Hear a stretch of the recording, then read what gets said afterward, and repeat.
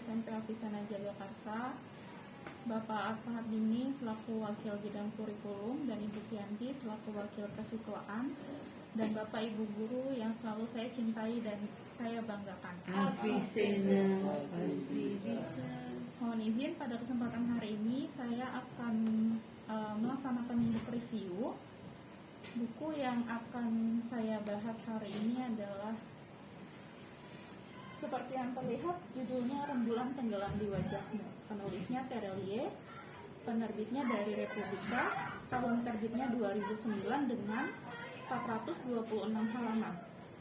Nah, kalau Bapak Ibu lihat di sini, ini sampul yang lama. Saat ini sudah ada cover yang terbarunya, gitu ya.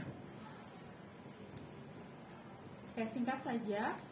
Buku ini adalah sebuah novel yang menceritakan tentang perjalanan dan makna hidup seseorang, tentang sebab akibat yang terjadi dalam hidup yang bisa jadi kita sama sekali tidak mengetahuinya. Cerita diawali dengan Ray yang berumur 60 tahun yang sedang mengalami kritis. Lalu datanglah sosok malaikat. Sosok malaikat ini sebenarnya interpretasi saya sebagai pembaca, karena kalau dari bukunya sendiri dituliskan seseorang dengan wajah menyenangkan seperti itu, yang memberikan kesempatan kepada Ray untuk bertanya tentang rahasia kehidupan melalui 5 pertanyaan. Untuk sudut pandangnya sendiri, buku ini memiliki sudut pandang orang ketiga serba tahu ya. Nah, 5 pertanyaannya tersebut adalah, yang pertama, Ray bertanya tentang seluruh kehidupannya dari mulai ketika dia dibesarkan sampai dengan saat dia terbaring kritis di rumah sakit. Pertanyaan pertama, kenapa dia dibesarkan di panti asuhan yang buruk? Kenapa tidak di tempat lain? Kenapa dia hidup seperti ini? Pertanyaan kedua, kenapa hidup tidak adil? Dia tidak pernah melihat kedua orang tuanya, tidak seperti anak-anak lain yang mendapatkan kasih sayang ayah bundanya. Kenapa setiap orang yang berbuat baik malah menemui banyak masalah, banyak kesulitan? Namun para penjahat biasanya selalu diberikan kemudahan, harta yang banyak. Kenapa? Pertanyaannya. Kemudian pertanyaan ketiga, kenapa langit tega mengambil istrinya? Istri yang sangat membahagiakan dia, cinta pertama dan cinta terakhirnya. Kenapa Tuhan tega dan tidak habis-habisnya memberikan kesulitan terhadapnya? Pertanyaan yang keempat, kenapa hatinya masih terasa kosong padahal dia telah menyibukkan diri dengan segala aktivitas? Kemudian ketika hidupnya sudah sangat membaik, selalu saja ada yang kosong, ada yang hampa. Apa yang kurang dan apa yang salah? Pertanyaan terakhir, kenapa Tuhan tidak segera memanggil dirinya saja, malah memberikan berbagai penyakit pada dirinya, dari serangan jantung, pada gula tinggi, sampai harus copot ginjal, dan sebagainya. Pertanyaan-pertanyaan ini kemudian dijawab oleh orang dengan wajah yang menyenangkan melalui cerita yang flashback. Jadi seolah-olah Ray kembali ke masa lalunya dengan melihat perspektif dirinya saat melakukan berbagai kegiatan. Satu pertanyaan mungkin bisa dijawab lebih dari satu bab atau satu chapter untuk menjawab satu pertanyaan. Yang bisa saya ambil dari cerita ini, ada 2 kutipan yang saya sukai dari sekian banyak kutipan atau pelajaran yang ada di buku ini. Yang pertama adalah yang disampaikan oleh tadi orang berwajah menyenangkan. Ray, kehidupan ini selalu adil. Keadilan langit mengambil berbagai bentuk. Meski tidak semua bentuk itu kita kenali, tapi apakah dengan tidak mengenalinya, kita bisa berani-beraninya bilang Tuhan tidak adil? Hidup tidak adil, urusan ini terlalu sulit bagimu karena kau selalu keras kepala. Kutipan yang kedua adalah mengapa Tuhan memudahkan jalan bagi orang-orang jahat? Mengapa Tuhan justru mengambil kebahagiaan dari orang-orang baik? Itulah bentuk keadilan langit yang tidak akan pernah kita pahami secara sempurna. Beribu wajahnya, berjuta bentuknya, hanya satu cara untuk berkenalan dengan bentuk-bentuk itu. Selalulah berprasangka baik. Aku tahu kata-kata ini tetap saja sulit dimengerti. Aku sederhanakan bagimu, Ray. Maksudnya adalah selalulah berharap sedikit. Ya, berharap sedikit, memberi banyak. Maka kau akan siap menerima segala bentuk keadilan Tuhan. Seperti itu Bapak Ibu yang bisa saya sampaikan pada book review kali ini. Terima kasih banyak untuk perhatiannya.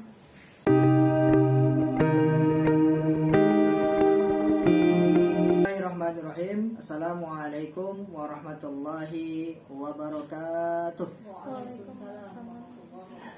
Oke, alhamdulillah wa syukurillah kita masih bisa diberi kenikmatan, yaitu nikmat sehat dan terutama yaitu nikmat iman dan takwa, sehingga kita bisa menjalankan aktivitas dari pagi sampai malam hari dengan nilai-nilai ibadah. Alhamdulillah. Salawat serta salam mari kita junjungkan, mari kita bersalawat, karena malaikat saja diperintahkan untuk bersalawat, apalagi kita sebagai manusia. Kita juga tak lupa salawat kepada Nabi Muhammad sallallahu alaihi wasallam. Allahumma shalli wa sallim wa barik. Yang mana sudah mengajarkan, mengarahkan kita umat Islam bagaimana semestinya hidup di dunia. Oke, saat ini dan siang hari ini ada di depan saya atau di tangan saya ini ada buku menarik. Ini bukunya kecil ya, ada sekitar 136 halaman, mungil tapi kecil-kecil cabai rawit. Mengapa saya katakan buku ini kecil-kecil cabai rawit? Kecil-kecil buku ini kecil mungil, tetapi pembahasan yang ada di dalamnya sungguh cukup menguras pikiran, karena banyak sekali kosakata ilmiah yang terkandung di dalamnya. Berikutnya kita juga diajak untuk mengenal pemikiran-pemikiran yang kiranya pemikiran ini mungkin bagi sebagian orang tidak familiar. Apa buku itu? Buku ini berjudul Liberalisasi Pemikiran Islam. Judul bukunya Liberalisasi Pemikiran Islam. Kemudian ada anak judul. Apa anak judulnya? Dia menggunakan buka kurung tutup kurung, gerakan bersama misionaris, orientalis dan kolonialis. Wah, ini dari judulnya saja udah kelihatan ya. Siapa penulisnya? Penulisnya adalah Hamid Fahmi Zarkashi, dan pada waktu itu beliau masih menjadi dokter di bidang pemikiran Islam, lulusan Istad, dan sekarang sudah menjadi rektor, sudah mendapatkan gelar baru-baru ini, profesor di bidang pemikiran di Universitas Darussalam Gontor. Oke, sebelum kita menguak secara simpel, karena buku ini sebenarnya tidak cukup hanya beberapa menit, harus dikaji, harus duduk bersama dan didiskusikan. Maka coba saya rincikan secara singkat saja tentang buku ini. Yang pertama, buku ini jelas di dalamnya mengangkat tentang isu-isu yang berkaitan dengan pemikiran Islam. Apa isu-isu itu? Isu-isu yang paling diangkat dalam buku ini tentu liberalisme. Apabila kita mendengarkan kata-kata isme itu berarti paham. Berarti ketika kita mendengar kata liberalisme berarti paham tentang liberal. Paham tentang liberal. Apabila kita mendengar kata sekularisme atau sekularisme, berarti itu kita mengenal paham-paham dan lain sebagainya. Jadi isme itu diartikan sebagai paham liberal, paham sekular, paham nihilisme dan sebagainya. Oke, sebelum kita masuk ke konteks atau ke ranah liberalisme, kita coba mengingat kembali tentang peradaban di dunia. Peradaban di dunia sebenarnya cuma terbagi menjadi dua peradaban. Yang pertama peradaban Islam, yang kedua peradaban Barat. Oke, peradaban Islam tentu dikenal di ranah atau di sekitar Timur Tengah. itu sudah banyak yang mengenal. Tapi peradaban Barat ini bagaimana? Nah, setelah kita masuk ke peradaban Barat, baru kita masuk ke liberalisme. Oke, singkat langsung saja ke peradaban Barat. Peradaban Barat itu terbagi menjadi 3 fase. Fase yang pertama yaitu fase ke masa-masa abad Yunani. Yang kedua abad pertengahan, dan yang ketiga abad Renaissance. Abad Yunani jelas di situ tumbuhlah filsuf yang paling menonjol ketika abad Yunani pada saat itu adalah filsuf. Maka dikenal dengan filsuf Yunani. Banyak ya di situ, ada Aristoteles, ada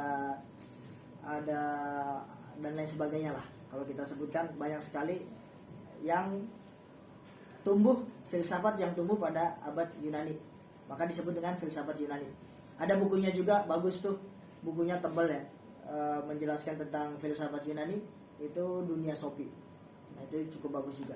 Nah, berikutnya masuk ke abad pertengahan. Apa itu abad pertengahan di peradaban Barat? Abad pertengahan di peradaban Barat itu adalah abad yang dikenal dengan Dark Age, masa kegelapan Barat. Kenapa? Karena di abad pertengahan itu para pengikut gereja selalu tertekan, selalu dibatasi pemikirannya, selalu dibatasi kebebasannya. Maka pada abad pertengahan disebut dengan Dark Age. Semua pemikiran, semua perkembangan-perkembangan yang ada di abad pertengahan terhentikan, karena gereja membatasi perkembangan-perkembangan pada saat itu. Nah, di abad pertengahan kita sudah, maka tumbuhlah masa kejayaan, disebut dengan Renaissance, itu masa kejayaan di mana Barat benar-benar jaya-jayanya. Tetapi di balik Barat dikenal dengan, atau setelah melalui masa Dark Age terus masa kejayaan, tapi jangan heran, Barat tetap dia menjunjung tinggi namanya liberalisme atau liberalisasi. Bagaimana Barat membawa paham-paham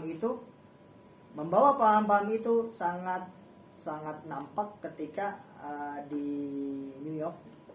Itu di sana ada patung Liberty. Liberty itu menandakan simbol bahwasannya mereka itu penuh dengan kebebasan. Dari kebebasan itu muncullah ilmu pengetahuan, munculnya teknologi, dan perkembangan Barat di situ semakin jaya-jayanya pada saat itu.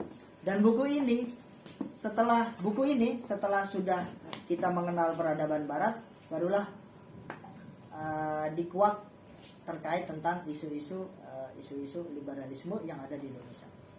Saya tidak akan membahas lebih mendetail tentang bagaimana isu-isu yang ada di Indonesia terkait liberalisme. Baiknya mungkin teman-teman ataupun siapa yang menonton video ini bisa membaca buku ini, bagaimana kisah peradaban Barat pada saat postmodern atau ketika setelah modern itu muncul. Terus kemudian dikaitkan dengan lingkup di Indonesia, siapa yang membawanya, terus bagaimana hal itu bisa, dan lain sebagainya. Di sebelum penutup dalam review buku ini ada perkataan menarik. Barat itu maju karena meninggalkan kepercayaan mereka, meninggalkan agama mereka. Tetapi Islam mundur karena meninggalkan kepercayaan mereka atau meninggalkan agama mereka. Jadi sangat kontras ya. Barat maju karena meninggalkan dogma-dogma yang ada di gereja, yaitu kita bisa melihat kisahnya di abad pertengahan. Tetapi Islam justru ketika Islam meninggalkan ajaran-ajaran Islamnya, mereka mengalami kemunduran. Oke, mungkin itu cukup dari saya dalam mereview buku tentang liberalisasi pemikiran Islam. Ini menarik, cocok untuk dibaca untuk kalangan mahasiswa atau akademis. Oke, terima kasih. Saya akhiri. Assalamualaikum warahmatullahi wabarakatuh. Warahmatullahi wabarakatuh. Selamat siang Bapak Ibu semuanya. Perkenalkan saya Gusti Ramadi Putra selaku guru SMP Avicenna Jagakarsa. Dan di sini saya diberikan kesempatan untuk mengulas salah satu buku yang telah saya baca, ya, yaitu berjudul Tuhan Ada di Hatimu. Bukunya seperti ini, ya, karangan dari Habib Hussein Jafar Al-Hadar. Beliau adalah seorang ulama, ya, ulama yang punya segmentasi dakwah yang memang tidak biasa, yang menyasar kepada anak-anak muda yang ada di Indonesia, khususnya di dunia maya, atau lebih banyak sih di YouTube gitu ya. Nah, saya akan mengulas buku ini. Buku ini sangat bisa dibilang penuh makna gitu ya, karena banyak sekali hal-hal yang banyak disalahpahami mungkin ya terkait dengan Islam yang rahmatan lil alamin itu seperti apa sih. Maka dari itu saya tertarik membaca buku ini pun juga karena ketertarikan saya pada cara beliau atau pengarang buku ini mendakwahkan Islam yang memang tidak melulu soal bagaimana seseorang beribadah lalu kemudian dihukum surga atau neraka gitu ya, tapi banyak di luar hal itu yang menurut saya harusnya banyak ulama juga bisa mensyiarkan itu gitu. Jadi nggak hanya sekedar ibadah lalu kemudian dihukum surga atau neraka, tidak sesederhana itu mungkin. Nah, ada beberapa topik gitu ya, atau di bab buku ini yang menarik. Salah satunya adalah tentang hijrah, ya.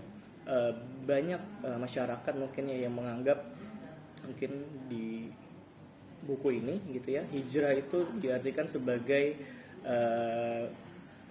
melakukan sesuatu untuk bisa lebih baik gitu ya. Nah, tapi banyak juga masyarakat yang mengartikan itu hanyalah sebuah simbol saja. Jadi tidak menyentuh ke arah substansi yang terkait dengan sebenarnya apa sih makna hijrah yang sesungguhnya gitu. Nah, kemudian selain itu juga hijrah juga banyak sekali diartikan orang menganggap bahwa kalau dia hijrah artinya dia sudah memperbaiki dirinya begitu ya. Seperti contoh misalnya kalau mungkin banyak di masyarakat kita yang menganggap hijrah itu yang tadinya tidak berkerudung sekarang berkerudung, kemudian dari yang sholatnya tidak rajin mungkin menjadi rajin dan lain sebagainya. Nah, itu saja mungkin sudah bagus, namun ada hal yang memang bisa kita lakukan dengan lebih baik lagi, yang itu menyentuh substansi yang punya makna terkait dengan apa sih sesungguhnya makna, kenapa kita harus berhijab begitu dan lain sebagainya, kenapa kita harus beribadah dengan menyentuh atau melibatkan Tuhan dalam diri kita. Karena banyak sekali masyarakat atau bahkan otokritik terhadap diri saya sendiri begitu ya, bahwa ketika kita sholat apakah kita sudah melibatkan Tuhan di hati kita, apakah kita sudah memaknai sholat itu sebagai ajang pertemuan antara hambanya dengan Tuhannya begitu, atau hanya sekedar sujud dan ruku lalu kemudian hilang begitu saja gitu. Nah, buku ini lahir dari fenomena yang memang sekarang sedang kita alami, yaitu fenomena pandemi COVID-19. Di buku ini ada bait yang mengatakan bahwa tidak di Ka'bah, tidak di Vatikan, ataupun di tembok ratapan, tapi Tuhan ada di hatimu. Kenapa? Kita lihat pada pandemi tahun 2020 yang lalu, ya, Ka'bah sepi, ya, tidak ada orang yang berani ke Ka'bah begitu, lalu hanya ada mungkin seorang petugas kebersihan maupun petugas keamanan yang ada di sekitar Ka'bah tersebut. Ka'bah sepi, ya, yang mungkin masyarakat luas menganggap Ka'bah itu sebagai Baitullah gitu ya, atau rumah Allah, tempat kita mendekatkan diri kepada Allah. Sepi, tuh, tidak ada orang sama sekali beribadah, yang biasanya ramai setiap hari bahkan setiap tahunnya gitu. Kita mengalami fenomena itu di mana Ka'bah sepi, ya, dan mungkin hanya ada petugas atau orang-orang yang hanya menjaga Ka'bah tersebut gitu. Nah, ini bisa kita maknai ya dari buku ini, bahwa tidak selamanya tempat yang ramai itu artinya bahwa ada Tuhan di situ gitu. Kalau mungkin secara metafornya itu gitu ya, terkait dengan apa sih makna Tuhan yang ada di sekeliling kita, atau apa sih sebenarnya makna tempat ibadah yang ramai. Apakah itu cukup itu untuk bisa diartikan sebagai kita beribadah? Padahal banyak sekali juga masyarakat yang menganggap tidak perlu ramai, tapi ketika mungkin kita dalam kesepian, mungkin kita dimanapun kita berada, ya, jika kita melibatkan hati kita, itulah ibadah yang mungkin bermakna untuk kita gitu. Itu mungkin penjabaran dari buku ini. Sebenarnya banyak sekali kutipan-kutipan yang menarik gitu ya di buku ini. Salah satunya adalah terkait dengan bagaimana kita bisa melibatkan tidak hanya akal dalam mengenali Tuhan, tapi juga melibatkan hati kita untuk beribadah kepada Sang Halik.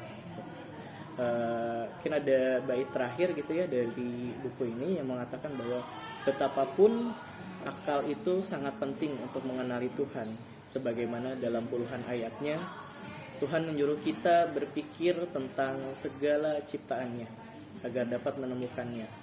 Namun Tuhan tidak seperti yang kita pikirkan dan kita bayangkan dengan akal yang seperti itu.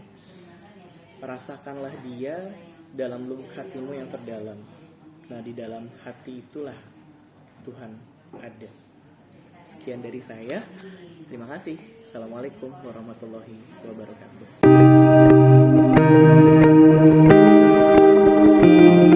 Warahmatullahi wabarakatuh. Selamat siang teman-teman, Bapak Ibu guru, Bu Fianti selaku pimpinan, dan semua Bapak Ibu guru yang saya sayangi dan saya banggakan. Ya, hari ini saya akan coba mereview sebuah buku yang berjudul Millennial Teachers for Gen Z. Nah, lebih seperti ini tampilannya. Ini ditulis oleh Asrul Wright and Farida. Nah, apa yang ada di dalam buku ini, saya sih masih membacanya ya. Di dalamnya tersimpan beberapa hal yang mungkin teman-teman bisa ambil sebuah maknanya, karena memang di sini banyak sekali rahasia-rahasia atau tips and trick cara kita sebagai pengajar, sebagai guru mengajarkan anak-anak di generasi Z. Nah, di dalamnya juga terdapat ada beberapa respondensi ya. Salah satunya ada Feli. Feli itu nama seorang guru. Dia beranggapan bahwa memang generasi Z ini yang hidup di era 1995 hingga sekarang ya, memerlukan skill, keterampilan, serta kepemimpinan untuk bersosialisasi. Nah, alhamdulillahnya memang sekolah kita ya memiliki visi leadership dan cocok memang untuk mengajarkan anak-anak generasi Z ini. Di sini juga ada pendapat bahwa generasi Z ini memang diibaratkan buah stroberi. Itu pendapat dari Profesor Renal Kasali. Jadi bentuknya unik, kemudian menawan, lezat, tapi mudah terkoyak. Ya, karena jika kena benturan bentuknya rusak jadinya. Nah, kenapa dia mengibaratkan seperti itu? Ya sama. Ternyata memang generasi Z ini kalau kita lihat dari tampilannya mereka sosoknya yang memang terlihat hidup dengan gadgetnya, hidup dengan teknologinya yang sekarang ya, cuma lagi-lagi kembali tentang perasaan ataupun cara mereka kepercayaan diri itu terkadang masih kurang. Tips dan trik juga dalam menghadapi generasi Z ini bisa dengan cara membangun mentalitas mereka, kemudian memberikan kepercayaan, kemudian mendampingi saat mengambil keputusan, dan pada akhirnya memang ada beberapa siswa juga yang sesuai seleksi alam ya. Jika memang dia kreatif, pasti dia akan terus hidup mandiri. Nah, itu menurut Profesor Renal Kasali. Ada juga di sini tentang ambisi orang tua ya. Tentang bagaimana ada pengaruh terkadang juga membuat generasi Z ini menjadi generasi yang instan disebutnya. Karena doktrin serta praktek berpikir yang kadang-kadang dapat mempengaruhi pola pikir mereka. Misalnya gimana caranya untuk mendapatkan nilai yang tinggi, segala macam cara ya dilakukan supaya hasilnya bagus. Nah, ada beberapa yang diungkap di sini dan memang itu mempengaruhi generasi Z sekarang.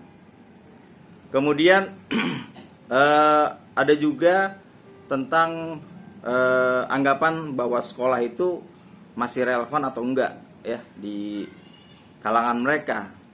Ya, cuman menurut daripada Asrul Raid dan Farida ini sekolah itu masih dibutuhkan. Karena memang di dalam sekolah itu anak-anak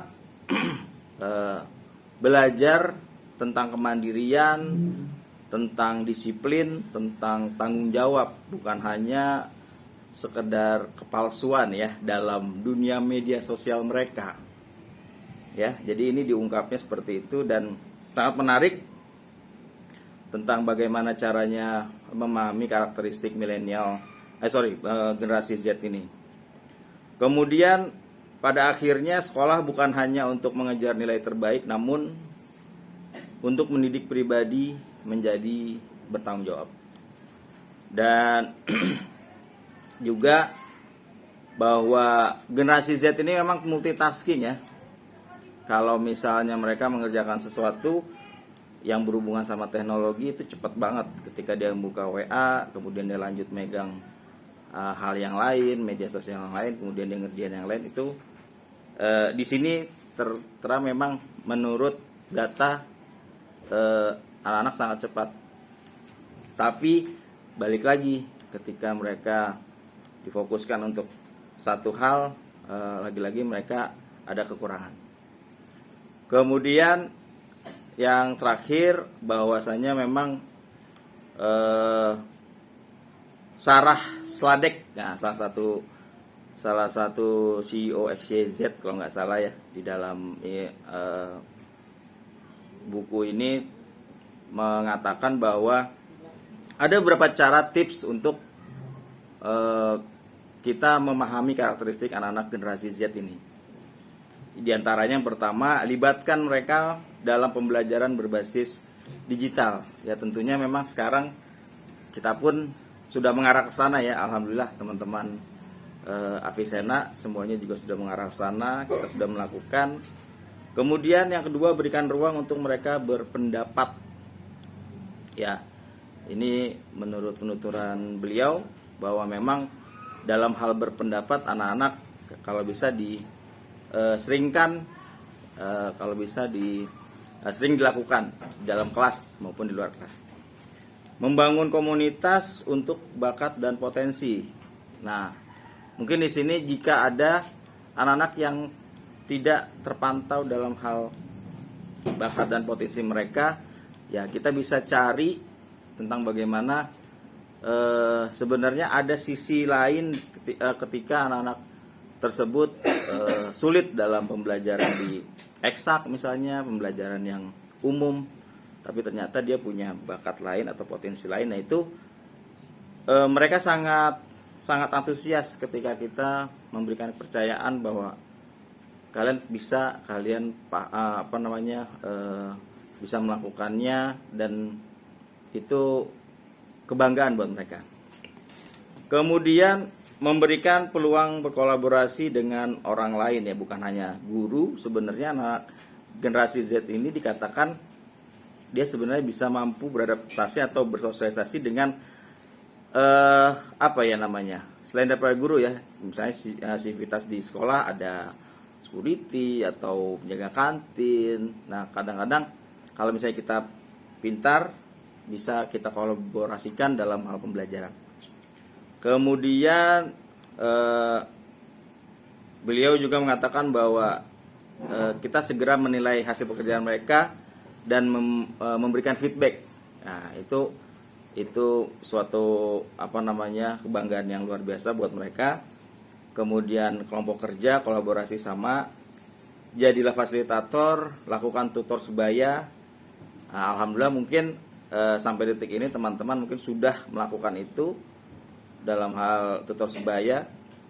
Kemudian motivasi berikan tidak henti-hentinya ya, baik itu dalam awal, tengah pembelajaran hingga refleksi. Dan kemudian mendorong mereka untuk mencari informasi pembelajaran di kelas dengan media digitalnya. Dan yang pasti terakhir, membuat suasana kelas santai serta nyaman. Nah, kurang lebih isi daripada buku Millennial Teachers for Gen Z ini seperti itu Bapak Ibu guru. Di dalamnya ada banyak banget pengalaman-pengalaman. Mungkin juga ada beberapa generasi Z yang sudah terkenal. Kemudian ada beberapa contoh-contoh bagaimana mereka bisa terkenal, terus bagaimana caranya mereka bisa melakukan hal tersebut. Nah itu semua tertera di sini, dan mudah-mudahan ini sangat berguna buat teman-teman guru menghadapi karakteristik anak-anak zaman sekarang. Itu saja dari saya. Terima kasih banyak. Wassalamualaikum warahmatullahi wabarakatuh.